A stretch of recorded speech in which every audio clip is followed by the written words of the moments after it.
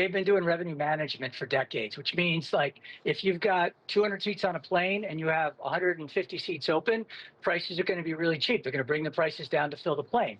On the other hand, they're probably not going to do too much of that with the front of the plane, which is the business travelers who are willing to pay that top dollar for that luxury service in business or first class. So this is not new. This is a wave to actually improve the process and the cost structure in regards to revenue management, a process that's already in place. So it really comes down to just tools for the airline to use to figure that out. As far as the previous comment from that individual that it's going to be only people that have the means and the wealth or whatever to travel, I couldn't disagree more. When you go online, and let's say you go to Google Flights.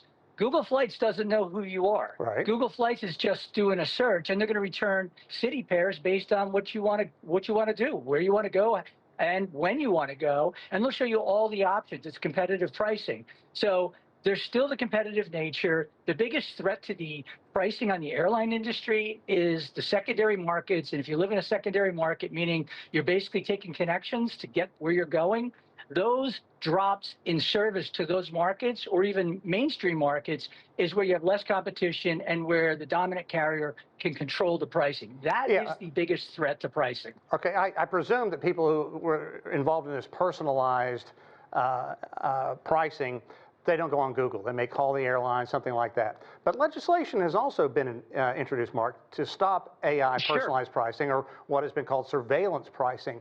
Is this a murky legal area? So I'm not a lawyer, so I would leave that for the legal folks. There's a lot to work out with AI. But what I would say is if I call the airline, once again, I'm a leisure traveler. How many times am I flying in a year? 2 times, 3 times a year, maybe, as a leisure traveler. As a business traveler, it's different. I care about the rewards programs. I'm in the program. I'm going on, typically booking on the airline website. So that's a little different, but I'm always booking last minute anyway, best available seat at that point in time in terms of pricing. So it could get a little murky there, but for the leisure traveler that's going online to book, whether they're going to a third-party website like Expedia, they're going to Orbitz, they're calling a travel agent, whatever it is, or they're getting it through a tour operator like a vacation packager, because they'll package the resort with the airline and everything else. That isn't an issue. So I think the panic around AI, you saw that MIT study come out. A lot of companies are talking about it, but at the end of the day, it's not doing, it's not the miracle. And I think there's a lot of buzz about it for the stock price, not necessarily how it's going to work, out front and really change the landscape. Where it's going to bring value to, I think, a lot of travel suppliers is managing the operation side, managing the customer service, having chat bots, making sure that people, if they get their flight canceled, they're automatically rebooked on another flight. And that does happen today,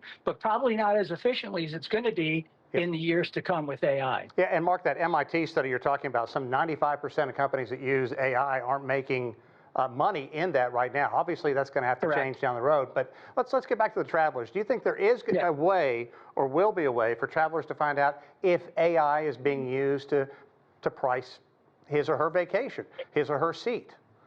What I would tell people right now is it probably is already being used by a lot of players to do that because they're incorporating that into their revenue management models. So I would say the answer is yes. And the question I would ask them is, what's the difference between a clunkier revenue management model where they're pricing out at the highest rate, the last available room or last available seat, versus having it done dynamically, so more efficiently? And what that means is the airlines can get very tactical down to a couple of dollars to squeeze out those last dollars. But that typically impacts business travelers because we're the ones that have to book. Because I got to go to San Francisco and I need to leave tomorrow. I'm going to pay the max price. They used to call that Y fares.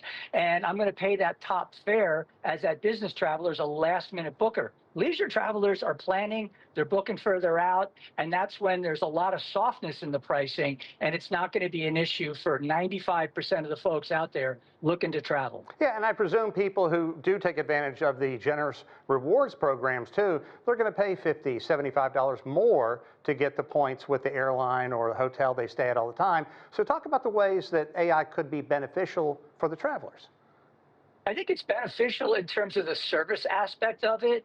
And it's also beneficial if you're a frequent traveler. There are tools you can use to try to max out your miles, to try to find where's the best way for me to use these miles? Is it booking back on Delta or whatever? Or can I take those miles and use them in a different way? If I have a Chase Sapphire card, can I use that card to gain miles? And then where's it most efficient? And AI can help you use that to the best. So I'll just give you a quick example. You use the Chase Sapphire card, and we have one. I use it myself. And then we go on, and if it's $1,000 for the airfare, but I can use what the equivalent dollar amount of the points is at $400, I'm using those points all day long. I think AI will streamline that for the average person. Just like if you go to ChatGPT and you want to ask a question, it goes out and scours everything and gives you a summary today. And that's why you're seeing search with Google and other things kind of taking a back seat to AI results when you go out and ask the questions. And then you can hone those questions and really narrow it down. Like you can plan an itinerary,